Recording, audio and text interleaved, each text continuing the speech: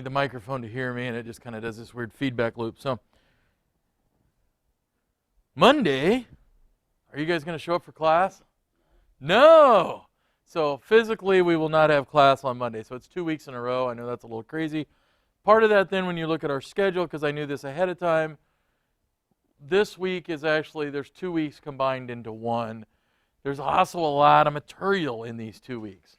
So, I'm going to probably try to create ahead of time, depending on how crazy this weekend gets, something ahead of time, kind of a little lecture, a little part of this to break it up so we can get all of this in.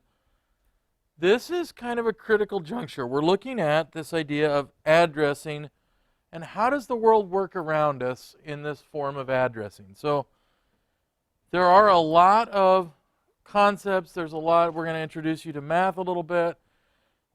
For the benefit of you, ma'am, we're going to reintroduce you to some addressing so your other half can get reintroduced to it. So this is kind of a critical stage. There's a lot of pieces in here. This is kind of where we start to sometimes get lost. But this is how the world around us evolves and it works. So I'm going to dive into it a little bit. There's a lot of stuff in here. What I want to do is try to look up some of the things that we do here in the simulations. I want to do live in the classroom next week, hopefully.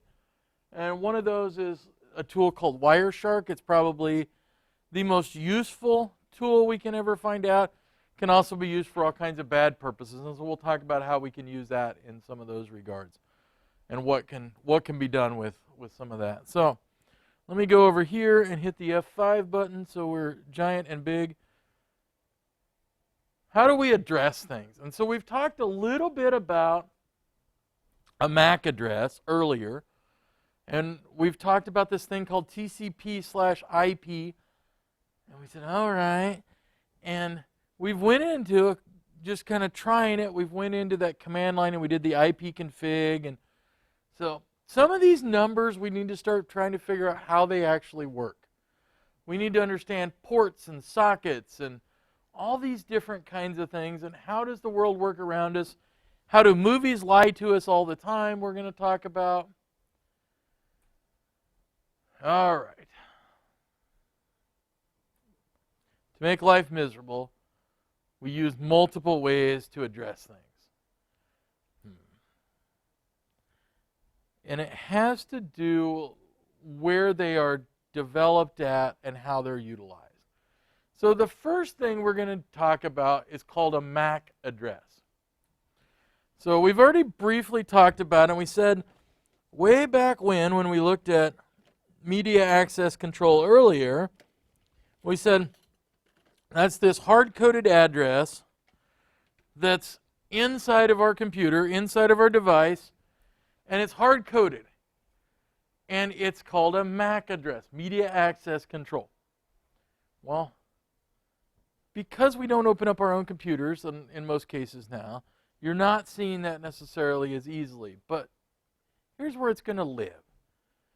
Every device we have has a MAC address. And normally I would pass this around so you could see it, but I'm going to lay it up here and you guys can casually, maintaining social distancing, go up and look at it. This device has it really easily and it's written right on it. It's called a MAC address. So that it's 48 bits and it's in hexadecimal. In other words, base 16. So it's 0 through 9 plus A through F to make a number. Base 16 allows us to put a lot of data together into a shorter amount. So this one is called a 48-bit address. So this is that example of that. This thing is called a pineapple. So if you watched Mr. Robot, for example, they used a lot of devices from this company. This is called a pineapple. This is what we can use to steal your Wi-Fi. So I'm going to lay it up here, and you guys can look at it and see what that MAC address actually looks like if you want to. So a MAC address has two parts, and it's typically we call it a physical address. We can actually see it in another way. And this is kind of interesting on your own computer because I don't want to crawl around underneath and find it on the floor. So we're going to show you another way to find it, and that's using a command line. So if you hit the Windows key and type CMD, and I think I've got mine blown up big enough that we can actually see it in here. Yay, look at that. So if I type CMD, we end up at a command line in Windows. There are ways to do it on a Mac or on a Linux machine, but for now we're going to pretend everybody's on a PC. I'm going to type ipconfig, and we've used that before, but in this case I'm going to type /all. And when I do that, and let me scroll back up here, because there's several of them. So in this case now, it says, all right, we're using a Realtek Gaming GBE family controller. All right, so it's got a little bit of information about it. And the third line down up there says physical address. So that is that 48-bit MAC address of this particular internet adapter. Now here's what's a little confusing. I scroll down a little further and, oh, here's one for the NPCap loopback adapter that we're going to actually use with Wireshark and we use with some other tools. This one's really a fake one. Even though it says it's a physical address, it's made up. It's not real. But a lot of computers, so on your laptop, if you do the same thing, you may find you have multiple network interfaces because you have a wireless interface and you have a wired interface. Pretty common to have. So that physical address up there, we can use that to decode some information. So the first half of that address is the manufacturer, so we can identify who actually made our device. The second half is that serial number for it. If you decide you've had Charter or Spectrum or some other cable company, and you've been with them for a while and you go, man, why am I paying $15 a month to rent this cable box? This cable modem, and I can see, I go to Walmart, I can buy them for $59. And your brain does the math and says, 4 months, $59. Hey, why don't I buy my own cable modem? When you buy it, you have to call Spectrum to get them to activate it. What they do is they are going to ask you for an address. And what they are going to ask you for is the MAC address printed on the bottom or the behind or the backside or somewhere on that particular cable modem. And that's how they're going to be able to tell that that is your particular device. Now, later on, we'll talk about how we can spoof that and fake it and lie to your cable company and several other things, but we don't want to get there quite yet. For right now, I want you to think, hey, these are hard-coded in. They're stuck on there. It's a physical address. Physical address. Well, then we have a couple of other things we need to deal with, and that's that network layer IP addresses. So when I say an IP address, this is what we typically think about. The most common one is an IPv4 or version 4, and it is 32 bits long. 32 bits. We really arrange it in 4 groups called octets. And so when you see an address that says like 192.168.37.1, that's an IP address. We're used to those. We're used to those. Slowly, ever so slowly, and even more slowly, the world is moving to IPv6. And there's a whole lot of reasons, and the biggest reason is we're out of IPv4 addresses.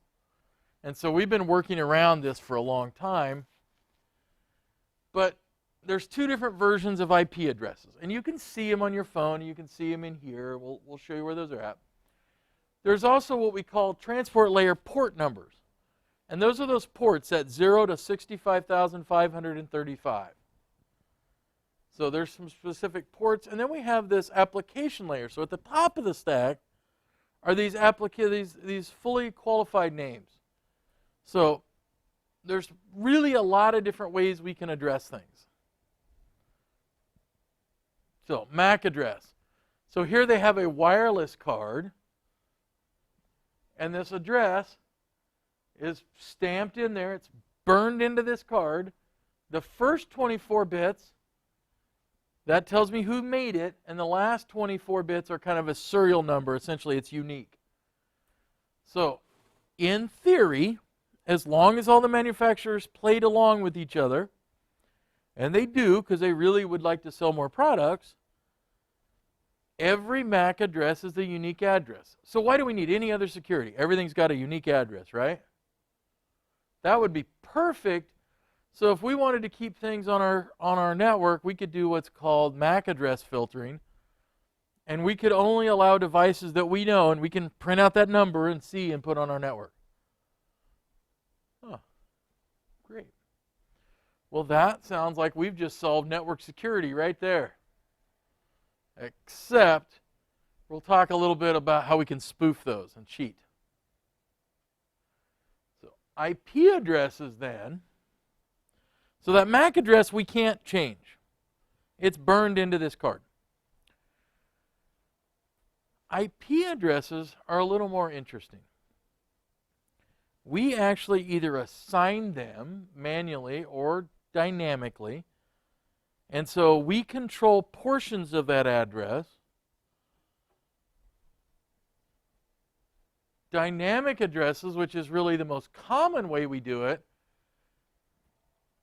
we go out and our computer logs onto the network and says, hey, I need an address. I don't know one yet. I need one. Send me an address. Okay. And we get an address sent back in. We can set them manually, but we try not to because it's hard to keep track of all of these, and you'll see why. Every once in a while we do something weird. So the desktop computer that's up here as a teaching station, we have that hard-coded to a specific address. I can't get a different one out of the server. It's got that specifically, and that has to do with some of the things we do with it and how it routes. So a couple of other terms, and you're going to see these again. So a gateway, it's really, when we see a gateway, that's where we go to get the internet, if you want to think about it that way. That's the device that allows us to share our internet connection. We have something called a subnet mask. And that subnet mask is nothing more than a way to tell us what's the network piece and what's the host piece. In other words, what we can control, what we can't control. What we can change, what we can't change.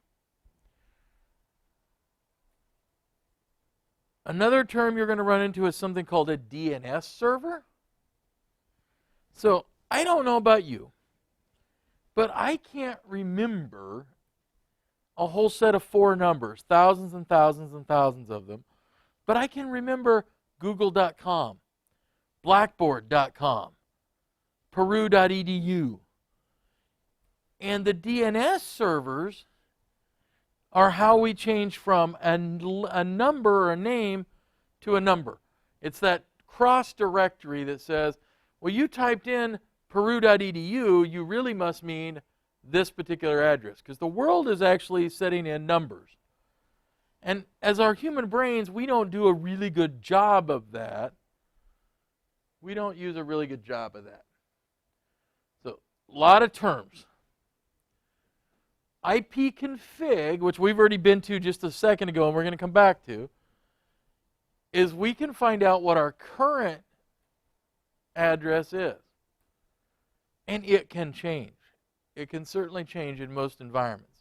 So if I do the ipconfig, there's a lot of different things we can do with it. So I'm going to go back to that command line again. So I'm going to hit the Windows key, CMD, and hit Enter. Chonk. And of course it's in the wrong window, but I'll move it over. So there we go. ipconfig. So it tells us a lot of things about our network. I didn't do the /all. The /all gives us additional information. In this case, I wanted to just see what my IPv4 address is. And that's what it is right there. On this computer, it's 192.168.180.103. No other computer in this lab will have that same address.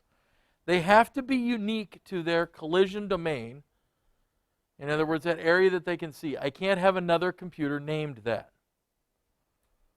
So this is my quartet, 192.168.180.103.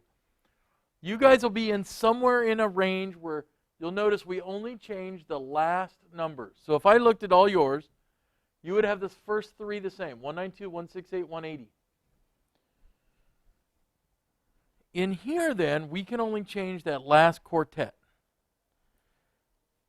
That last quartet is between 0 and 255 or 256 possibilities. We don't typically use a couple of those. We don't usually use the 0, and we don't typically use the 255. So typically, we'd have 254 addresses we could use in here. That's enough for this lab, isn't it? 32 computers, if you guys are counting. Well, then there's a teacher station. Oh, wait, now we get the cameras we're putting in and printers and a couple of other devices. Oh, wait, this also feeds the little mini lab up in Miss Perriott's office. But I think 254, we're probably okay. And so this is one of the most common things we're going to do is look at that address. And the next piece down, that subnet mask, that tells us which piece we can control and which piece we can't.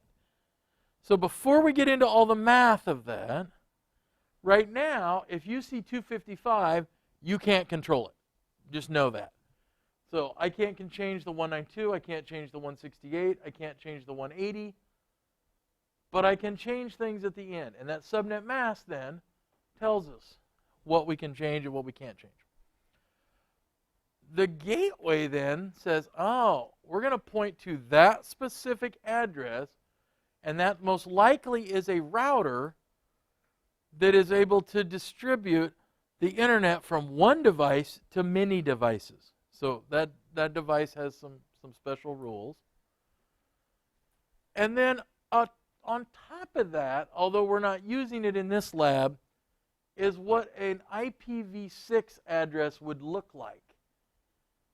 Now, it's a big difference. We go from 32 bits to 128 bits. And that doesn't sound like that much until we start doing a little math. So I'm going to have us do one little quick experiment. And so I'm going to have you push the Windows button again and start typing calculator. And lo and behold, a calculator appears. And this Windows calculator is a lot more powerful than you think. And in fact, notice I'm in scientific mode. And scientific mode gives us some other advantages. So I could be in a standard mode. All right, it's got a few things. But what I want is scientific mode. And in scientific mode, I get lots of other functions. And what I want to do is this. I could sit there and I could go 2 times 2 times 2. And I could do that 32 times. And that would give me how many possibilities for addresses there are everywhere in the world on IPv4.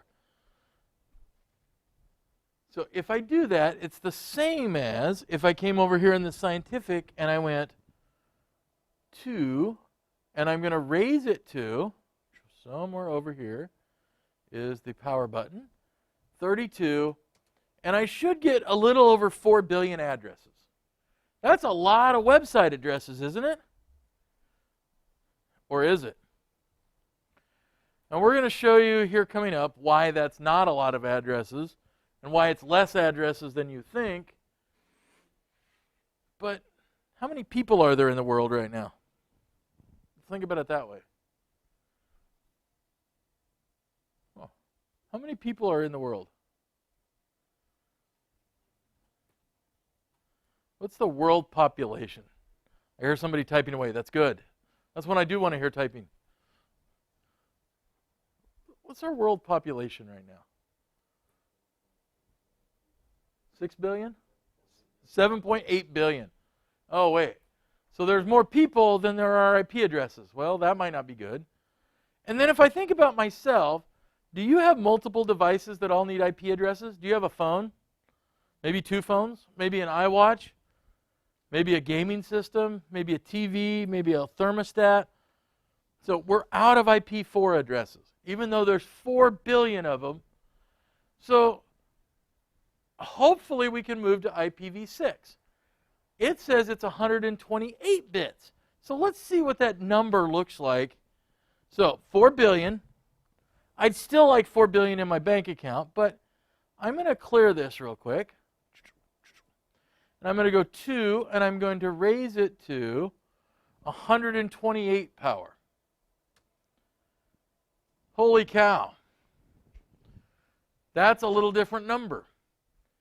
That's 3 followed by 38 zeros. It's huge. There is a huge address space in IPv6. So why haven't we moved to it? And that's a question when you're reading you may want to think about. Why have we not said, man, we're going to do all IPv6? And there are a lot of advantages and there's some possible disadvantages to it. But in terms of size, we can assign literally every square foot on Earth an IP address with IPv6 and have leftover addresses. So there's the 2 of them really briefly. Let me come back out of here. Go chunk. So 2 types. IPv4, 32-bit. IPv6, 128-bit. So when we do the IPv4, and that's, again, kind of our most common thing we're going to look at, they're grouped into chunks, octets. When you watch movies, and they're doing some hacking scene that's out of, not realistic and all, so you watch NCIS, and they're typing away, the hackers are here, and they're coming in from IP address 655.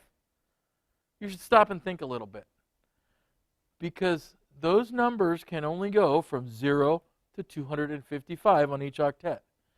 And so if NCIS says, hey, they're coming in from IP address 655.712, do they have any clue what they're talking about? No.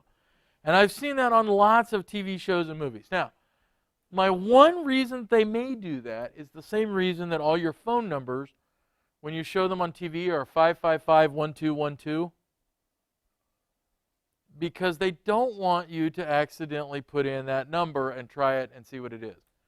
So long ago there was a song about Jenny, and he put a phone number in, and they had to literally change their phone number. These people did. So that may be the one reason, but it's not necessarily a good reason to completely be wrong in everything. All right, IPv4, so here's an example, 72, 56, 105, 112, or 12.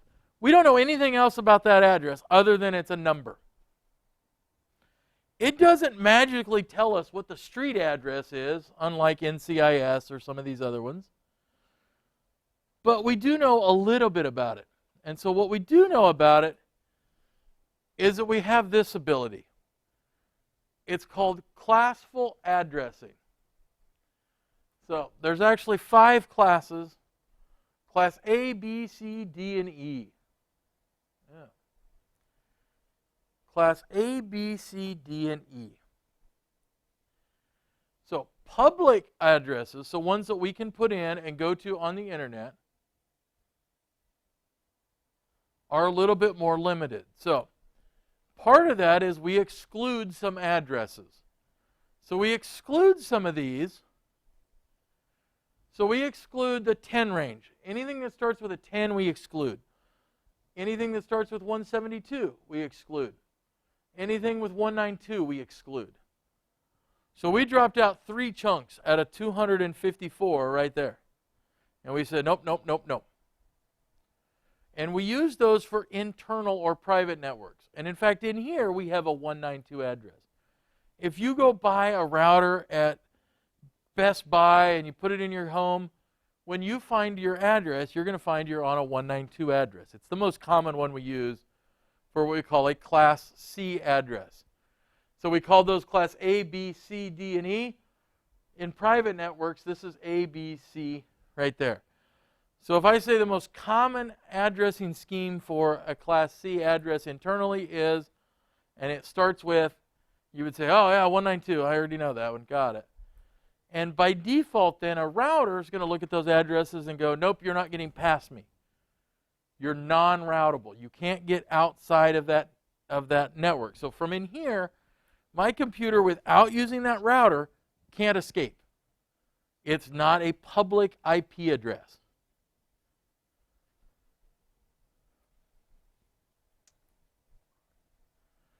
So public IP addresses. So we'll take a look at them here real quick.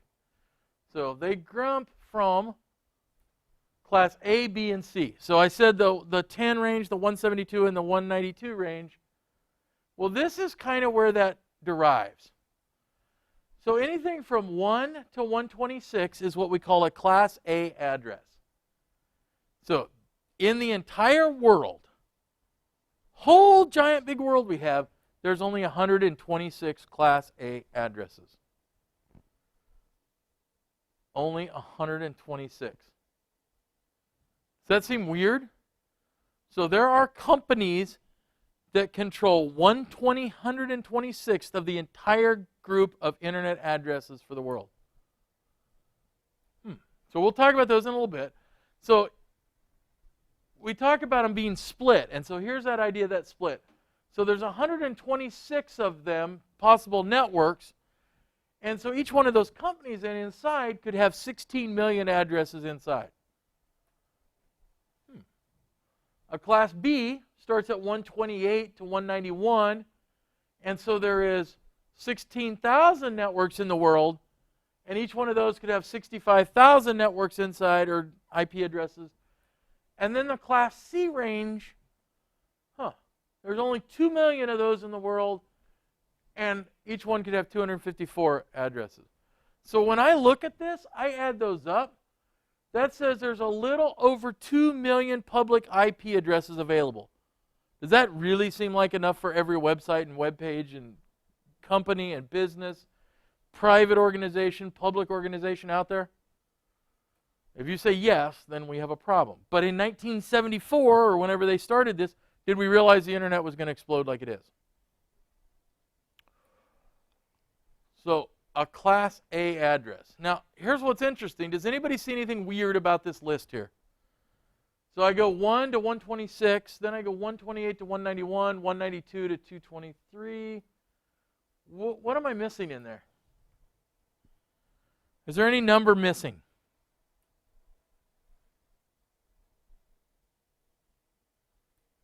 So between A and B, is there a hole of some sort? There is. What number is missing? 127. Oh, okay. And notice, do we go all the way to 255 in a Class C? No, we stop at 223. Okay. So let's talk about the first one, the easiest one to explain. Between A and B, there's a number 127. So we built into all of this networking stack something called a loopback, so that I can send a message out and it comes right back to me and tells me if my own computer's working. Doesn't have to be connected to anything, but if my network stack is working, that TCP stack goes up and back down.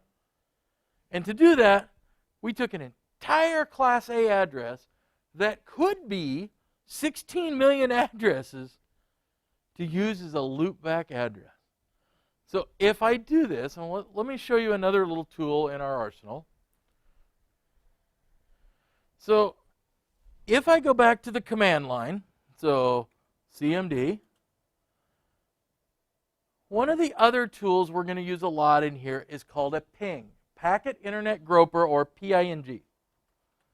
And ping does two things for us. One, it sends out a little message to somewhere where we want it to go.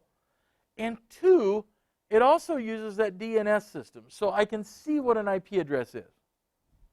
So let me show you as an example. I'm going to ping 127.0.0.1. And I ping it, and it says, oh, I got an address back. And it sends, by default, 4 little packets. And those packets go out, went up my stack, went down my stack, and says, hey, your TCP stack is working on this computer. 16 million possible IP addresses in the world, and we said this is what we're going to use them all for. In retrospect, does that seem really kind of dumb? A little bit. But that's what 127 is used for. When I said ping can do a couple of things, so here I pinged a specific address.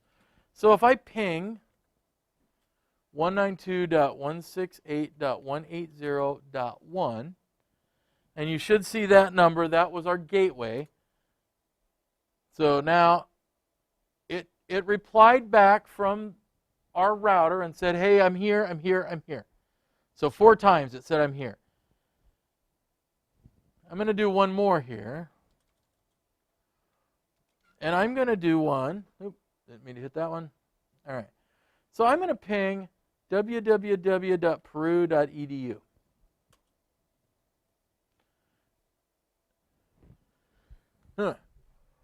So when I ping peru.edu, I get something kind of weird. All right. So notice it just says, oh, it times out, it times out, it times out, it times out. So Peru and this particular website that it's going to doesn't respond to public pings. Okay, I can understand that. But it does also go out and it hits that DNS system and says, all right, what address, what is the physical or the numerical address for peru.edu? And in this case, www.peru.edu also is wordpress.peru.edu, and it shows up as 192.168.82.15. Now, I just tried to go to a public website, and that's the answer I got. What's wrong with that? What should all 192 addresses be? They are private addresses. So how did that work? Yeah. All right. So let me let you in on a little secret. Because we're inside the campus network, we're seeing the inside of that web server for peru.edu. That's the internal address. If you're doing this from home or from your computer, or you did it from a phone where you're on AT&T or Verizon or something, you would see a different address. So, because of the way we have to route things internally, for us to be able to see peru.edu's webpage, it's also got an internal site here. So if you're on our Wi-Fi or on our campus, it actually works. But if I do another one, so let's do unl.edu. So I'm going to do something. If I hit the up arrow key in this command line, notice it says, oh, you were going to do a peru.edu. I can always do up arrows to get to the last thing I did. Now I just go back and I change it, and I don't have to retype. So now I'm sending out a ping to unl.edu. UNL also says, oh, heck no, we're not going to respond to random pings. And it says, all right, here's our address. So it says we're actually at 54.211.17.237. Huh. Except there's something really weird about that. Do you see this up here in front? So pretty average U.S. East, Amazon Web Server. Where do you think UNL is hosting their website at?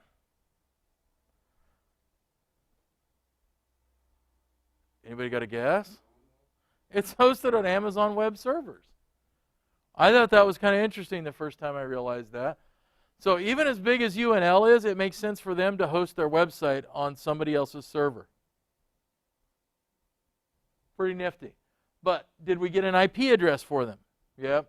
We weren't able to send them a ping, but we got an IP address.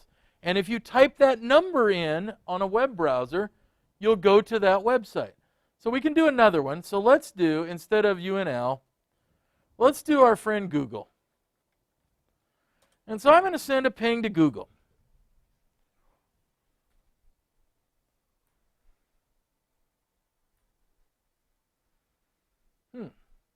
Now this one's a little different and a little puzzling. When I said Google, it said 172.217. It's technically slightly outside of the range of its Class C, but it looks like it. So that's how we can actually get some of those addresses. So you can put in any company you want that has a website or a web presence, and you can actually find out their IP address, their public-facing IP address. Kind of interesting. And we'll talk a lot about that DNS again, but that's how we're referencing that DNS service to find out that. Because I can remember google.com. I can't remember 172, and Google's actually got a lot of them, quite frankly. But I can't remember that IP address. I can barely remember my own name most days. So when I look at this, that says, all right, that gives me a particular place I want to start. So if I wanted to do ping NFL.com, I could do the same thing, and now that one gives me this address. And I'm going to plop that one in, see if I can pop open a Chrome browser. And see if I can keep it up on top and type in that address. So if I go to, instead of 199.232.73.153, we'll try that one out. Now, in that case, it's going to error out for a couple of reasons. Yeah, quit erroring.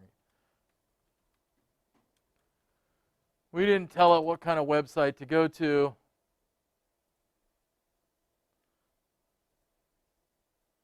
So sometimes it doesn't always work as well as we'd like, but I know, for example, if I go to 180.1, that is, so that one, some of those local internal ones I do memorize, I do remember. That's actually our router here in this particular lab. So some of these addresses aren't going to work as well as others when you just try to type them in, and that has to do with the security certificates and how they do some routing on that. If you try to type in peruse, the 192 address, I don't think it's going to work internally either. But that's the IP address. That's what your browser actually connects with. But since we're all now secure sockets, it also has a little additional piece that we'll talk about. So, IP address. We can find it on using ipconfig. It is going to be our friend in a lot of different ways. So, IPv4, which is the most common thing we've started with on our websites out there, 2 million IP addresses. We wasted 16 million of them just so you could type in as a troubleshooting, type in 127.0.0.1.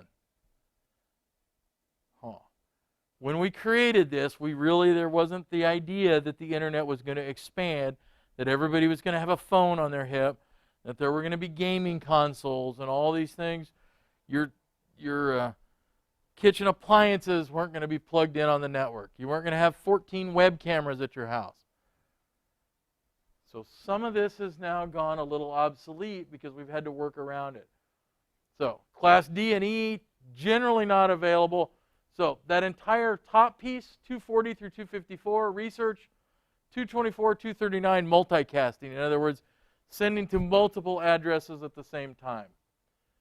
So these are some of them that are not available right here. So this is the loopback.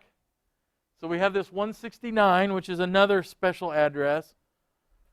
That's built into Windows. And if I see that, so if I do an IP config and I see an address that starts with 169, it tells me that, oh, your DHCP server's down or you're not able to get a request in.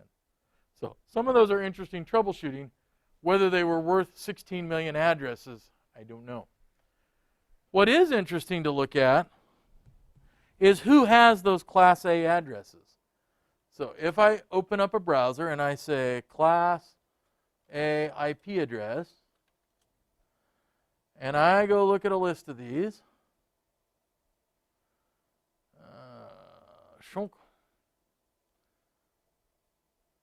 somewhere there is a list. Oh, no. I went to the wrong Wikipedia entry.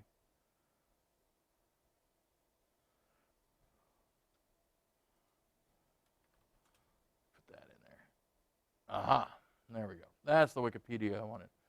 All right. So here, we can actually see who owns those. So again, only 126. AT&T owns a block. Apple Incorporated owns a block. Ford Motor Company owns a block. PSINet, which changed names. Prudential Securities, U.S. Post Office, Comcast, the Army, Department of Defense, Department of Defense, Department of Defense, Defense. You see a trend there? This was originally started as a Department of Defense project. In case we had a nuclear war, we'd be able to have communications. But other ones that are out there. So you'll see Appnic and some of these other companies own them. Hewlett-Packard owns one. So there's not a whole lot of them out there. There's 126. Some of them have been broken down. But think about if I'm a Chinese company, or a company in Africa, or a company in China, or India, or anywhere else, and I go, man, Ford Motor Company, I'm a bigger corporation than Ford Motor Company. And that's easily done at this point. So I'm Hyundai Motors. I'm actually bigger than Ford. I sell more cars. I produce more revenue. Why can't I get a Class A address? Why am I relegated to finding a Class C that somebody else resold to me? And that's what I have to deal with. There are some disparities in terms of companies. And if you look and see who has all these, it's a little frightening in terms of world geography. Because you're not going to find very many companies outside of the U.S. having Class A. Now, did we originally invent the internet? Great, we did. Should we still be controlling it? I don't know. Right now, we're still the world's biggest economy. 5 years from now, are we going to be the world's biggest economy? Projections are within less than 5 years, the Chinese economy is going to be larger in terms of gross national product than we are. So why are we controlling the internet? So it leads to, especially if you look at, for example, Africa, there are literally no IPv4 addresses available in Africa. Why is that? So when I look at IPv6 that we're going to move to here in just a second, let me get back out of there. There are other places that are actually far better than we are. So what we have to do is this, and this is kind of dumb because we should have had enough IP addresses, I think. But we have to move to this model. And so the internet's out here. All right. We might think that's important. All of our internal computers have a private number assigned to them, an IP address. And then we have to use our router or our gateway to change those so it goes into the specific computer it needs to go to. And one of the ways we do that is called port address translation. So not only do we have IP addresses, we have those ports. So 65,000 ports. And some things are typically done on specific ports. Web traffic, your web browsers, are almost always on port 80. They don't have to be. And so what we can do is, so in the case of this, we said, all right, I'm going to assign a specific port to each one of these computers. So this port 80 traffic is really 92, so it's our outside address, port 8000. And so port 8000 says, oh, I know which computer to go to. And 8001, oh, I know where to go to. Oh, I know where to go to. So in this case, we have 4 web servers, but only one outside IP address. We have to have a way to do that. And this can get absurdly complicated. So we're changing and using those port addresses to route things from one computer to another. If you have a video game console, you may have to do that if you're on the Steam network, for example. You may have had to have a port address open through your router. But that's how we deal with that. So here at Pru, I guarantee they're using port address translation for multiple web servers and multiple servers, but only one outside IP address, because that's all we can afford. That's all the vendors and the IP addresses you can buy, because they're in such short supply. There are literally none available to purchase unless you've already got one. So if I get one from Comcast, it's out of a block they've already bought and purchased some time ago.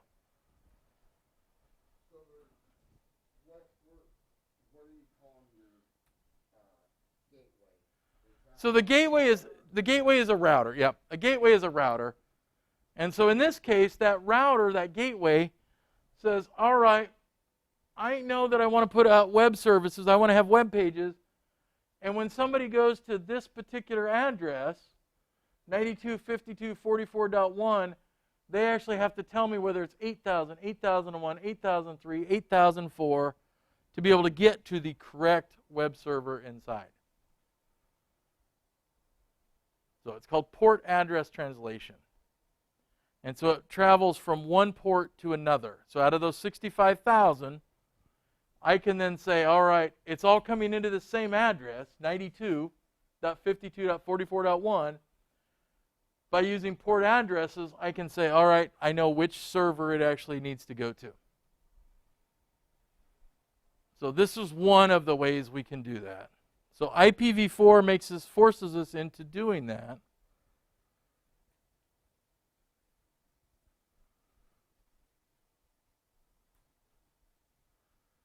So internal addresses, external addresses. In most cases, we actually have more than one IP address, and I think we actually do here at Pru.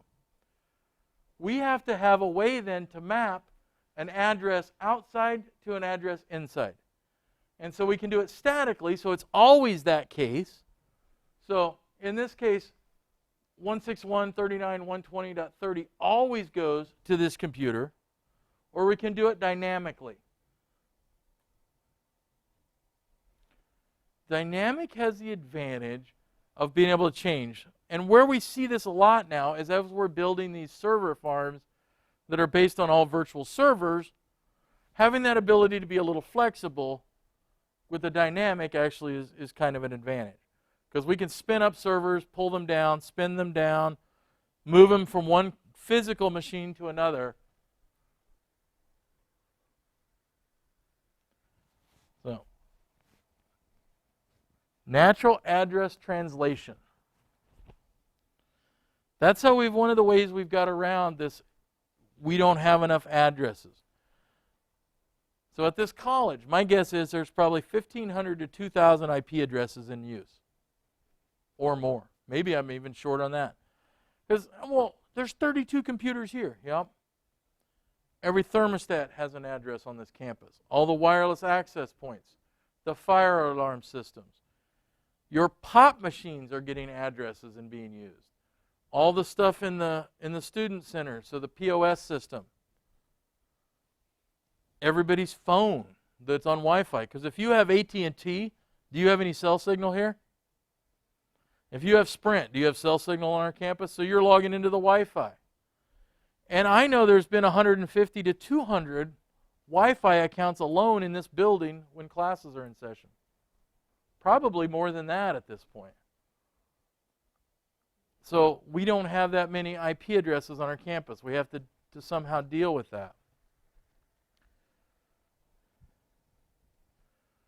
So IPv6, though, could solve all of that. It's got a couple of problems. So one of those is, that's your address up there. 2001 colon 4 zeros colon 0B80 colon A0000 colon 0000 colon 00D3. I can remember 192.168.180.1. I can't remember those. And I think that's part of why here we haven't, because we're used to being able to remember those pieces. So there are some shortcuts. We can eliminate zeros in 4-character blocks. And if it's all zeros, so we can just put double colons. So the address above, we could shortcut to this or even this. And it's the same thing. But still, it's not as easy to use in our brains. It has a huge number more potential addresses. So you think we go from 32 to 128, that's 4 times, right? No, it's exponentially that because it's 2 to the 32nd power versus 2 to the 128th power. It is infinitesimally larger, but it's a little clunkier in terms of those addresses. And I think that's one of the, I would hope it's not, but I think it really is. So we have some other terms that we're going to see in here with IPv6 as we start to develop it. So a link, well, a link is really anywhere within a router's reach. So in other words, a link here on our campus would be everything on our campus because it's bounded by a router. If this campus had a router at each building, then each building would be a small link. So it's how far we can go before we hit a router. An interface, well, that's just how we connect. There is this called dual stacked, and you'll see that term when you're looking at equipment or looking at a computer. You can actually find that term. What that means is you can handle either IPv4 or IPv6. Every computer in here can do IPv6 and IPv4. Your phones can do both. They're dual stack. How it does it, though, if it does it through something called tunneling. So tunneling says we're going to disguise our IPv6 traffic as IPv4 packets and sneak it through because your network isn't completely built out, ready for it. And just like those MAC addresses, it's really split up. Our address is really split in a front half and a back half. So 64 bits are called the interface ID, and the front half is called our network ID. So we split those just like we do that MAC address. All right. The reason we have to do any of this is our computer is really, really stupid. It can only understand zeros and ones. And so this is what we have here. This is what it actually looks like. 32 bits, well, would be somewhere around here to show you the size difference. So, local link. So here we have front half, back half. 64, this interface, same thing. But here, if we're going to route it outside, then it's changed a little bit. So we're not going to get into a huge number of details on it, but IPv6 gives us that ability that we could get away from all these silly rules we've built to try to tunnel traffic around. So if it's called a global address, we can route it.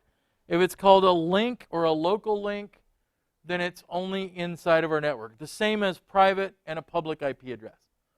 Very, very similar. We can also do things, and this gets a little complicated. So broadcasting is like a radio station.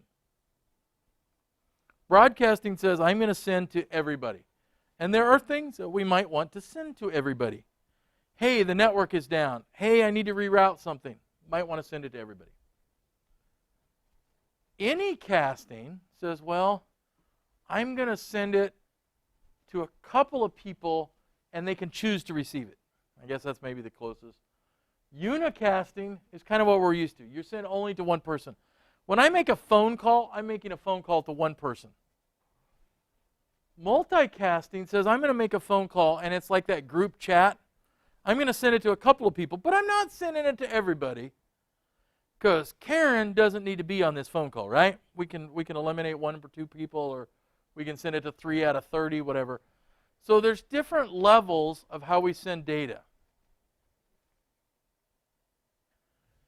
And we use this little nomenclature, so we're not going to make you memorize that yet because we don't use it enough But at some point, this is going to get to be exciting. And it's going to make things like Netflix easier to use.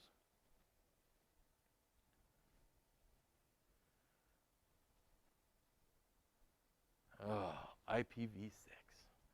So, auto configuration. So if we let our computer make up its own address, so we're in a local network. We're not getting that from anything. We make up our own address. It's similar to that 169 address, that APA address. The computer says, all right, I'm going to generate an address somehow. And generally, it takes the MAC address that's in there and scrambles it around through an algorithm and says that's how the last half of that address is going to be. First half is all that local link that we can see. Second half is that address that we generate on its own. And then it sends it out and says, hey, am I unique? And generally, it is. Generally, it is. Now, the other method is we pre-configure our router to say, hey, you're going to send me information back and give me an address. And that makes a lot more sense for a larger corporate network. The advantage to doing the auto discovery on IPv6 is there's so many addresses. It's almost impossible to get a duplicate. If we have duplicate addresses on an IPv4 network, it's a bad thing. And if all you have is 255 addresses in most cases to work with, you might have a problem. But you have literally trillions of addresses for it to try to make up one. So it tends to work a little better. So IPv6 is kind of the tough thing we're going to talk about in here because it's not something most of you have seen before. IPv4 addresses for most people are a new thing because you've used them, but you didn't really understand necessarily what's all behind there. You just knew that you typed in www.google.com or whatever website you went to. So we've talked about port numbers a little bit, and we've kind of thrown that out. And I've said, well, there's 65,000 of them. What does a port number do? And so a port number allows us, kind of like if your house, if you had a mailbox, and then you had a box for the newspaper, and then you had a UPS box. Think about it that way. But our IP address has 60,000 of those plus. So we can route things around. And so those port numbers, so some of them are really known. We use them all the time. Port 80 for web traffic. There's another group from 1,000 to about 50,000 that there's a registry service so a company can say, hey, I want to use this port number for my game. And that way it kind of organizes things. And then that last group is just kind of wherever, or if you need to use something on the fly. We use these all the time. And if we put them together, so there we put an IP address, and we put a colon, and we put a port number, we call it a socket. So we have an IP address plus a port number, we call it a socket. It goes to a specific port on a specific IP address. And life is really, really grand when that happens. So here's an example of one, port 23, Telnet. So one computer says, I'm going to request communications on that specific port, and it makes a link between those two devices at port 23. Same way when I ask for a website. So different protocols have different types of ports. So if I'm doing secure sockets, I'm not sure it's even on that list. I can't really see because I'm fogged up. Secure sockets is how we do a secure website. So it's got the padlock, and it scrambles that communication between you and the bank so that nobody else gets your password. Secure sockets happens on port 443. We know that's a well-known port. Your email gets sent on port 25. We know that's those kinds of things. So those are all blocked in there. If I look on this particular computer, see if I can bring it up without crashing my slideshow here. So on this computer, we actually use, so see if it's up and running. Where is Desari? Come here, Desari. Well, nah. Come here, Desari. Let me fire it up. Apparently it wasn't on. All right. So this app called Desari, this allows me to remote control everything with the iPad. The iPad has to find a couple of these addresses. And so it sees all of these at this computer station, and it says, oh man, none of those are really right, because it's out on the Wi-Fi network for the campus. But what it's looking at is a specific port number. So it's looking down here. All right, hold on. We better work on this a little bit. So let me go to our settings. Chunk. All right, so it says how to do all that. Connect. It says connect it. Nope. Nope. How do I get to my settings on this one? Maybe I have to go over here. Hang on. Chunk.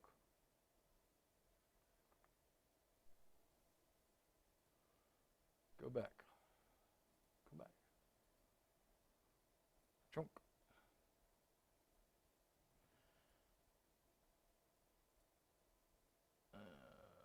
Advanced. All right. So on Advanced, when I click on Advanced, it says you need to connect to this computer on a specific port, 7019. That's a known port. In other words, it's registered. This company had to go register that port number and say, Desari is going to connect only over port 7019. Well, here's my problem. I can't see any of those addresses from outside of this lab, this computer lab. So I have to find a way to tunnel. I have to use that port forwarding that we talked about. So if I log into our router, and I know this gets a little crazy. So if I go to our router then, which is also known as our gateway. Oh, put 2 dots in. So here's my router.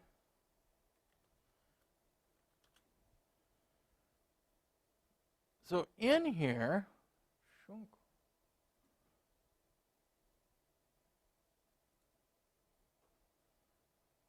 so here we have a couple of policies, but notice there's one called port forwarding. And we said, all right, port forwarding.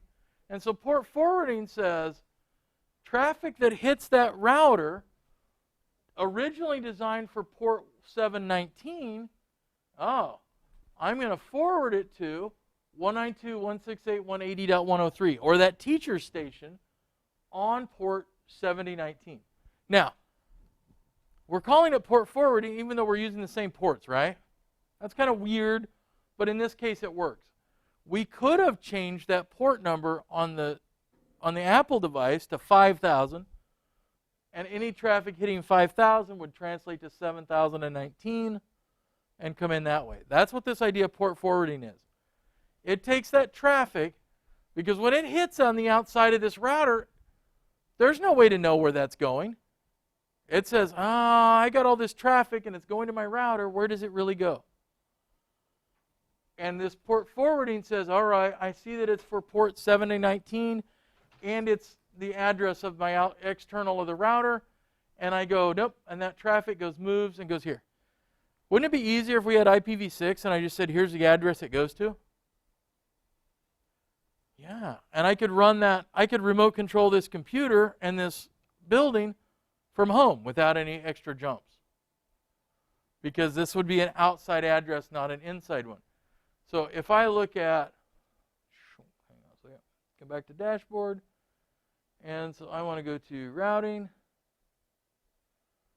So what I really have to do is I have to tell that iPad, I need to go to this address, 10.20.208.254 at port 719, so a socket, And then this router says, all right, now I'm going to move that traffic through there. That's how we get it through.